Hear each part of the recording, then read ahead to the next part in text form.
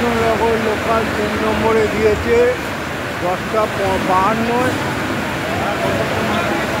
আজকের আমি এই কৃষ্ণনগর লোকালে যাব। কৃষ্ণনগর লোকাল ছেড়ে দিল 10:52।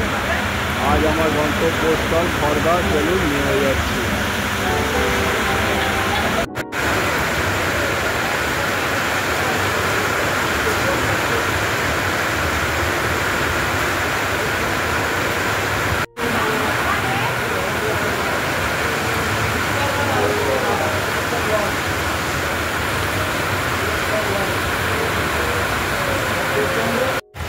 এই বৃষ্টির জন্য রিক্সা করে আজকে সোনার মন্দিরের উদ্দেশ্যে চললাম খড়দা থেকে।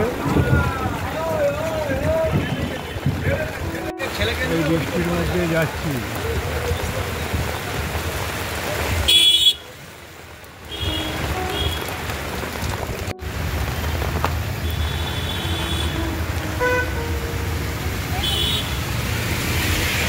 এই যে বিটি রোডের এইখান দিয়ে ঢুকতে হবে, এই সাইড দিয়ে ঢুকতে হবে। এইখান দিয়ে ঢুকে সোনার মন্দির যেতে হবে। এইখান থেকে বলরাম হসপিটালও যাওয়া যায়। এ হলো বড় গেট বন্ধ আছে, তা ছোট তোরণ দিয়ে ঢুকতে হবে। আর এই চূড়া বিশিষ্ট বিষ্ণু চক্র লক্ষ্মীনারায়ণের মন্দির দেখা যাচ্ছে বাইরে থেকে। চলুন নিয়ে যাই। লক্ষ্মীনারায়ণের এটা পেছন দিক পূর্ব দিকে 13 রত্ন বিশিষ্ট। এটা হলো অফিস ঘর, বন্ধ আছে। তারপর গাছগাছালি দিয়ে সাজানো দেখুন। তারপর আপনাদের এখানে দেখুন কত সুন্দর। আর এই পেছন দিকে দেখুন 13 রত্ন বিশিষ্ট এই চূড়া বিশিষ্ট মন্দির। চূড়াটা স্বর্ণ দিয়ে তৈরি বলে তাই জন্য এই মন্দিরকে সোনার লক্ষ্মীনারায়ণ মন্দির বলা হয়। চলুন আপনাদের নিয়ে যাই এবারে। কত সুন্দরভাবে গাছগাছালি তারপরে সাজিয়ে তুলেছে, কত সুন্দরভাবে এই মন্দির। যেখানে আসবেন খুব মনোরম পরিবেশে একদিন পুরো সময় কেটে যাবে আপনাদের। খুব সুন্দর পরিবেশে এই মন্দির গড়ে উঠেছে। দেখুন কত সুন্দরভাবে এই মন্দিরের চূড়া আর এই গাছগাছালি কত সুন্দরভাবে কত জায়গা নিয়ে এই মন্দির গড়ে উঠেছে। দেখুন কত সুন্দরভাবে এই মন্দির গড়ে উঠেছে। এই হলো গঙ্গার তীরে অপূর্ব এই লক্ষ্মীনারায়ণ মন্দির গড়ে উঠেছে। দেখুন গঙ্গার তীরে এই মন্দির গড়ে উঠেছে।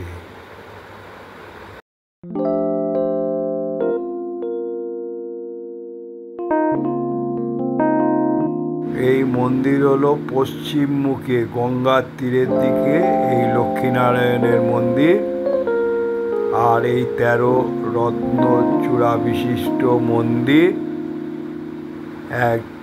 আর এই আজকের এই মন্দিরে হচ্ছে অন্নপ্রাশন হবে বলে সাজিয়ে তুলেছে।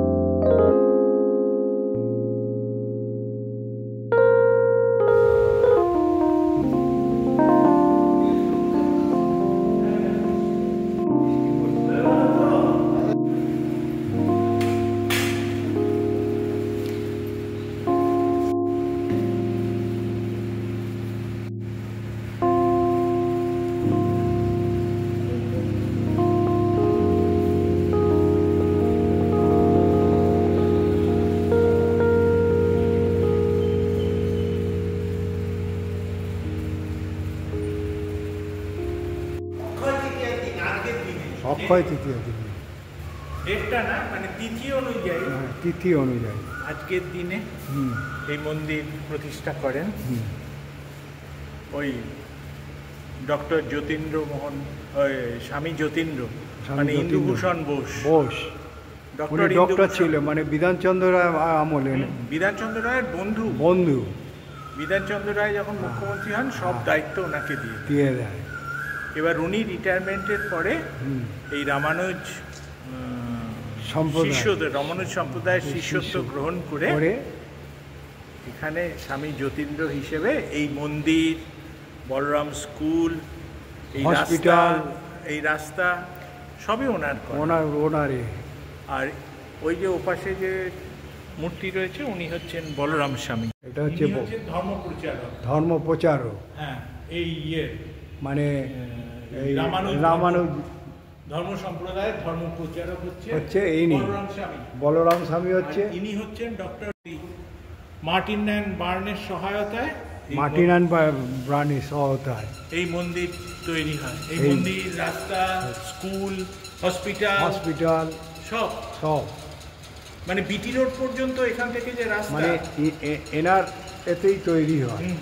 আর ইনি হচ্ছে এনার গুরু, মানে বলরাম স্বামী বলরাম। এই যে এখানে লেখা হয়েছে বলরাম স্বামী। আর যতীন্দ্র স্বামী হচ্ছেন লাস্ট, মানে যতীন্দ্রনাথ স্বামী, মানে আপনার এর পরে রিটায়ারমেন্টের পরে যতীন্দ্র স্বামী রিটায়ারমেন্টের পরে যখন রামানুজ ধর্মে দীক্ষিত হলেন তখন তার নাম হয় যতীন্দ্র স্বামী। তার আগে নাম ছিল ইন্দুভূষণ বোস। ডক্টর ইন্দুভূষণ বোস নাম ছিলেন। মেডিসিনের সবচেয়ে বড় ডাক্তার, সবচেয়ে বড়। আর হচ্ছে বিধানচন্দ্র রায়ের বন্ধু।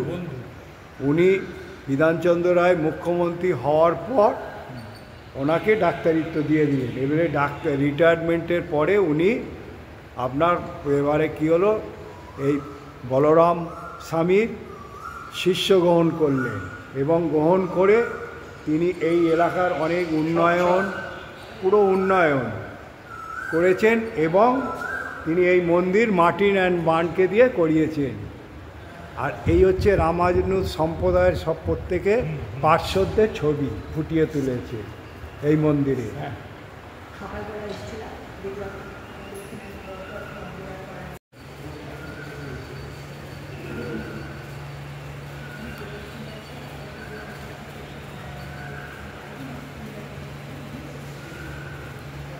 হলো স্বয়ংকক্ষ। আর সকালবেলা স্নান করানো হয়ে গেছে এই অক্ষয় তৃতীয়ার দিনেই। দেখুন লক্ষ্মী আর নারায়ণ, এটা কি বেল পাথরে এইগুলো? হ্যাঁ, এগুলো হচ্ছে স্বর্ণ, এগুলো হচ্ছে স্বর্ণ। আঙুল দেখা, দেখুন তাহলে এই মন্দিরের ইতিহাস আছে। এই মন্দিরে নারায়ণের ডান দিকে লক্ষ্মীজি বিরাজ করছে, সচরাচর কোনো মন্দিরে দেখা যায় না। এই খড়দার লক্ষ্মীনারায়ণ মন্দিরেই এটা আপনারা এসে দেখতে পাবেন। এটাও আপনাদের কাছে তুলে ধরলাম। ইনি হলেন স্বামী যতীন্দ্র।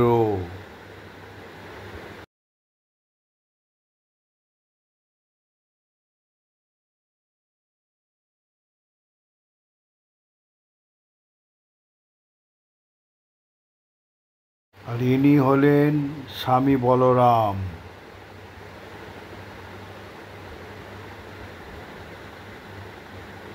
এই হলো স্বামী বলরাম মন্দির। কত সুন্দরভাবে এনাকে দেখুন, লক্ষ্য করুন। স্বামী বলরামজি রামানুজ সম্প্রদায়, ওনার হচ্ছে শয়নকক্ষ আছে এই মন্দিরে। ইনি হচ্ছেন মধুর কবি আরবার।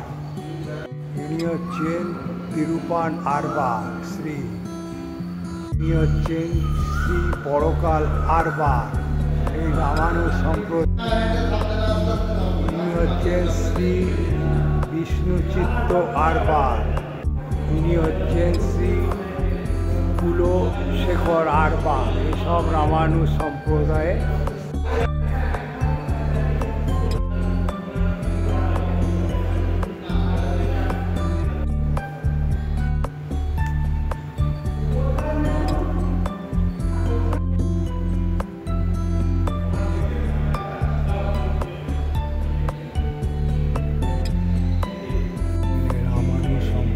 কত বই আছে দেখুন, সহস্র গীতি, তারপরে হচ্ছে বেদাঙ্গ পরিচয়, ব্রহ্মবিদ বলরাম, তারপর হচ্ছে গুরু বলরাম, প্রত্যেক এখানে বই আছে। সেগুলো সুন্দর ঢোল বাদ্যযন্ত্র এখানে, আর বইগুলো দেখুন কত সুন্দর, বেদান্ত সার, তারপরে হচ্ছে ব্রহ্মশ্রী শ্রী দেব সহ বাবা, অনেক বই এখানে আছে, এগুলো আকারে শ্রী গুরু পরম্পরা নাম এখানে তুলে ধরা হয়েছে। দেখুন এক এক করে শ্রী নারায়ণ, শ্রী লক্ষ্মীজি, শ্রী বিশ্ব সেনজি, প্রত্যেকের নাম তুলে ধরা হয়েছে এইভাবে। দেখুন কত সুন্দরভাবে তুলে ধরা হয়েছে। শ্রী বলরাম স্বামী, তারপরে শ্রী যতীন্দ্র স্বামী, রামানুজ সম্প্রদায়ের প্রত্যেকের নাম উল্লেখ করা হয়েছে। পূর্ণিমা আর হচ্ছে ঝুলনে বেশি, রাধা অষ্টমী, দোল, ঝুলন, জন্মাষ্টমী আর দোল।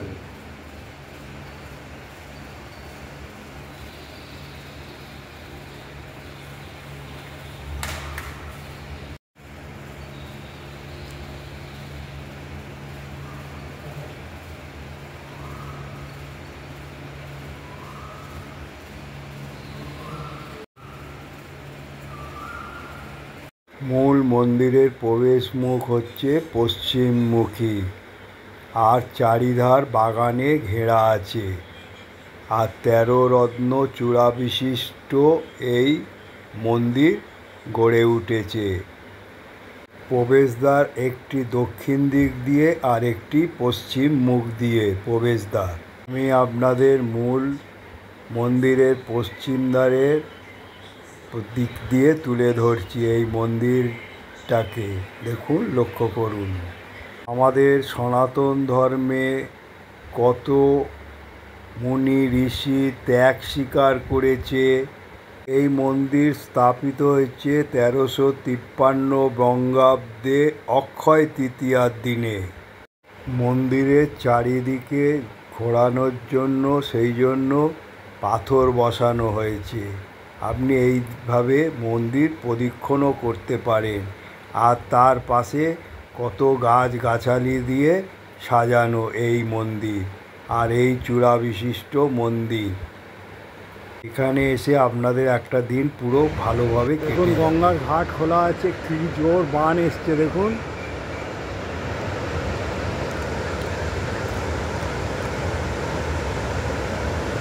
যেটা সমুদ্রের ঢেউ দেখা যায়, পুরো পুরো সমুদ্রের ঢেউয়ের মতন আসছে বান, হু করে আসছে।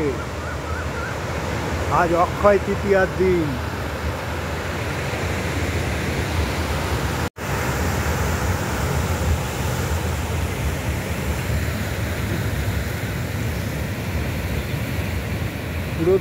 পুরো যেন পুরীর সমুদ্র বা দীঘার সমুদ্রের মতন যে বানটা এলো।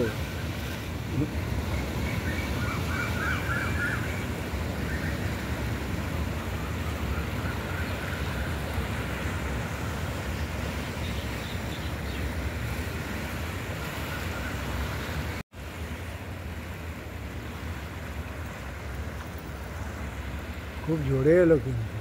যাক, আজকে একটা ভালো জিনিস দেখে গেলাম এই মন্দিরে এসে, যেটা সমুদ্রে দেখা যায়। পুরো সমুদ্রের ঢেউয়ের মতন, দেখুন পুরী আর দীঘা গেলে যেটা দেখা যায় সেরকম। এবারে ব্যাক করছে।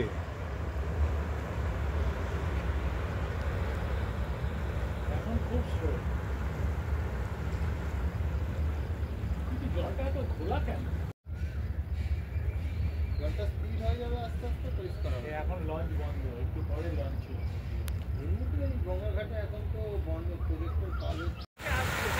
হ্যাঁ,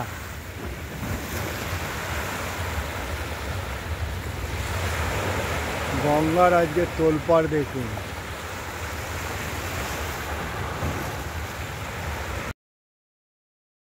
স্বামী যতীন্দ্র আর তার স্ত্রী সমাধি। এটা এই যে সমাধি দেখছেন, এটা হচ্ছে যতীন্দ্র স্বামীর সমাধি। এখানে দেওয়া হয়েছে। এই হলো গাছগাছালি দেখুন।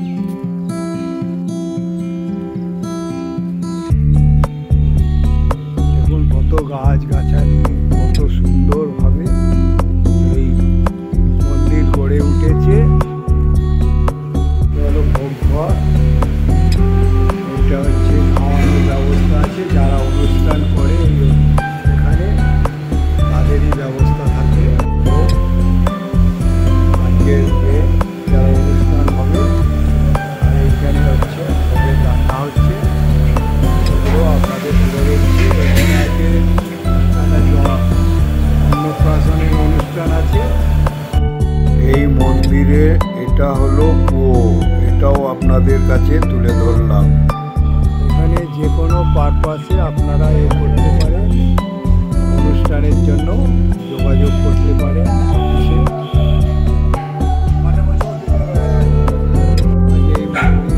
অন্নপ্রাশন উপলক্ষে এই বড় গেট করা হয়েছে। স্বর্ণ মন্দির চূড়া বিশিষ্ট এই মন্দিরের চূড়া হচ্ছে স্বর্ণ দিয়ে, সেই জন্য স্বর্ণ মন্দির বলা হয়।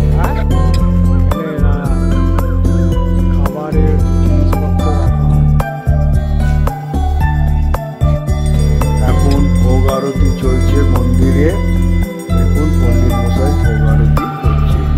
এবারে আরতি হয়ে যাওয়ার পর ভোগ নিয়ে তিনি এবারে স্বামী বলরামজি এবং স্বামী যতীন্দ্রজিকে ভোগ নিবেদন করে সকলকে শান্তি জল দিচ্ছে। শান্তি জল দেওয়া হয়ে গেল। এবারে আবার দিয়ে এবারে পণ্ডিত মশাই মন্দির ভোগ আরতি হয়ে যাওয়ার পর পণ্ডিত মশাই মন্দির বন্ধ করে দিলেন। পিলার দিয়ে দেখুন কত সুন্দরভাবে মন্দির গড়ে উঠেছে। নাট মন্দির কত বড়। আর এই মন্দিরে, লক্ষ্মীনারায়ণ মন্দিরে অন্নপ্রাশন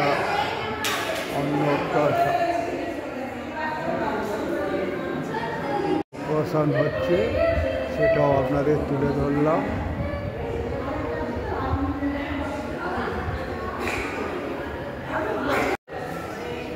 গর্ভগৃহ বন্ধ হয়ে গেল। বলরাম স্বামী, শ্রী স্বামী বলরামজি মন্দির বন্ধ হয়ে গেল।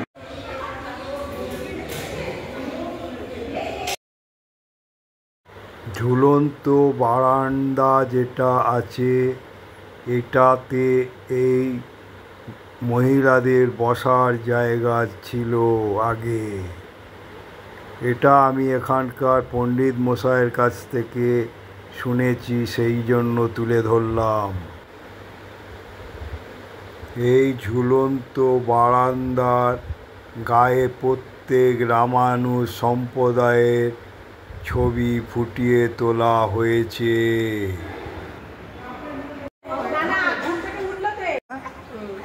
খুব ভালো দিনে করছেন, অক্ষয় তৃতীয়া। দাদু দেবে মুখে ভাত। আজ এই লক্ষ্মীনারায়ণ মন্দিরে অর্পণের অন্নপ্রাশন হচ্ছে, তার দাদুরা তার মুখে ভাত দেবে, তাই তার জন্য এখন তৈরি হচ্ছে। দেখুন ধান দ্রব্য প্রদীপ সব এসে গেছে, দাদু আছে বসে, দাদু মুখে ভাত দেবে। আমি বাবা। বাবা, এটা একটাই তো ছেলে, 6 মাস পূর্ণ হলো। তোমার নাম?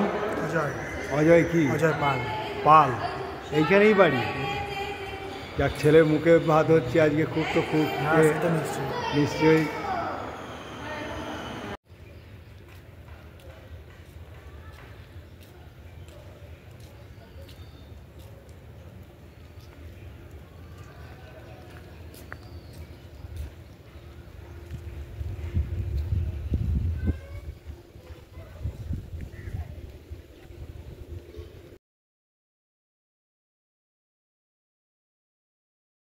এ হলো মন্দিরের লাইব্রেরি পুরনো, আর এখানে কিছু পরিচর্যা করে তারা মন্দিরে থাকে, তাদের থাকার জায়গা। আর এই হলো মন্দিরের চূড়া বিশিষ্ট মন্দির, 13 রত্ন চূড়া বিশিষ্ট মন্দির, বিষ্ণু চক্র, কলস, আর গরুর দেবতা এবং বীর হনুমানকে এখানে ফুটিয়ে তোলা হয়েছে সোনালি কালারে। আর 13 রত্ন বিশিষ্ট এই মন্দির খুব সুন্দর লাগবে, রাতের বেলা এলে তো তুলনা নেই। এই মন্দির সত্যি অদ্ভুত মন্দির, কত সুন্দর, 13 রত্ন। আর এই চূড়া হচ্ছে স্বর্ণ দিয়ে বিষ্ণু চক্র, সেই জন্য সোনার মন্দির বলা হয় এই খড়দা সোনার মন্দির। এ হলো শ্রী শ্রী লক্ষ্মীনারায়ণজি আর শ্রী বলরাম ধর্ম সোপান কার্যালয়, কুলিনপাড়া, খড়দাহ, উত্তর 24 পরগনা, 7,116। খড়দা সোনার লক্ষ্মীনারায়ণ মন্দিরে আজ হচ্ছে অন্নপ্রাশনের কাজ হচ্ছে বলে, সেই জন্য মন্দিরের মূল প্রবেশদ্বার খোলা হয়েছে। দেখুন এখানে আয়োজন চলছে। আর এই 13 রত্ন চূড়া বিশিষ্ট এই মন্দিরের এটা হলো পূব দিক, পেছন দিক, এটা হলো পূব দিক, পেছন দিক। আর এই মন্দিরের পাশেই একটা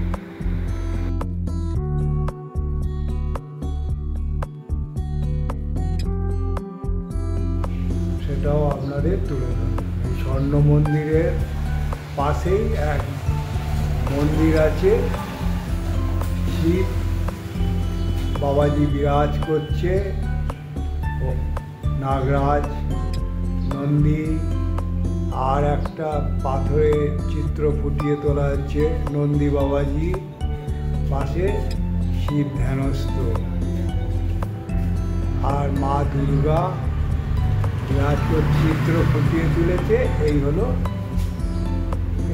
এই শিব মন্দিরটাকে আপনাদের কাছে তুলে ধরলাম।